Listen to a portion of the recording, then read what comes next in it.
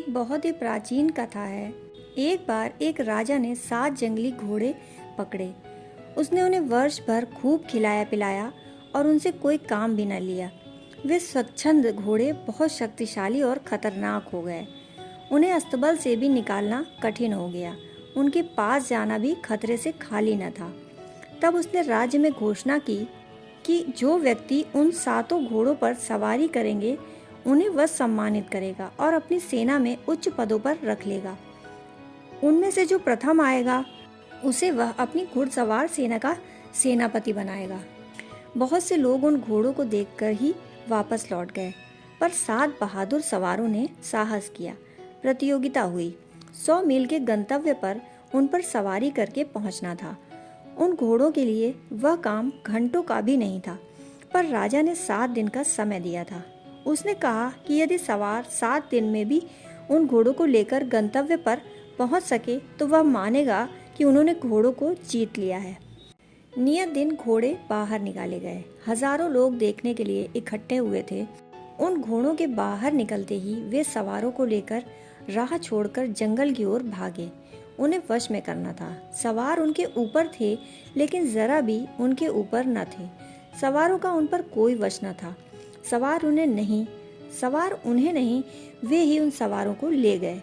सवार उन्हें नहीं ले जा सके। वे सवारों को लेकर हवा हो गए थे। 1 दिन बीता, 2 दिन बीते। लोग चिंतित हुए। न सवारों का कोई पता, न ही घोड़ों का कोई पता था।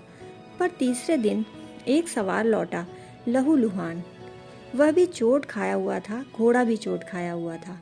फिर धीरे धीरे सब लौटे, परंतु एक नहीं लौटा।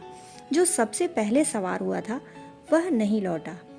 अत्यंत टूटे हुए और क्लांत 6 सवार तथा घोड़े 7 दिन की अवधि के पूर्व ही निश्चित गंतव्य पर पहुंच गए, लेकिन प्रथम सवार का अंत तक कोई पता न था। करीब करीब तय ही था कि वह समाप्त हो गया है और अब नहीं लौटेगा। लेकिन 7वें दिन सूरज डूबने के पूर्व, समय के पूर्व ही वह लौट आया। उसे देखकर सब चकित हो गए। वह गीत गाता लौट रहा था। उसका घोड़ा भी स्वस्थ और प्रसन्न था। वह बहुत उमंग से भरा था। अपने मालिक के प्रति उसकी आंखों में कृतज्ञता और प्रेम था। राजा ने उससे कहा, तुम अकेले ही सवार मालूम होते हो, बाकी कोई भी सवार नहीं है। उन सब की सवारी घोड़ों ने ही की है। राजा ने उसे अपना सेनापति बनाया। उसकी सवारी का रहस्य क्या था? वही रहस्य मन की सवारी का भी है। वह सवार अद्भुत था। वह 4 दिन तक केवल घोड़े की पीठ का साथी रहा। उसने सवार बनने की नहीं, साथी बनने की कोशिश की। उसने घोड़े की लगाम को छुआ भी नहीं। उसने उसे कोई दिशा नहीं दी। उसने उसे कोई इशारा तक नहीं किया।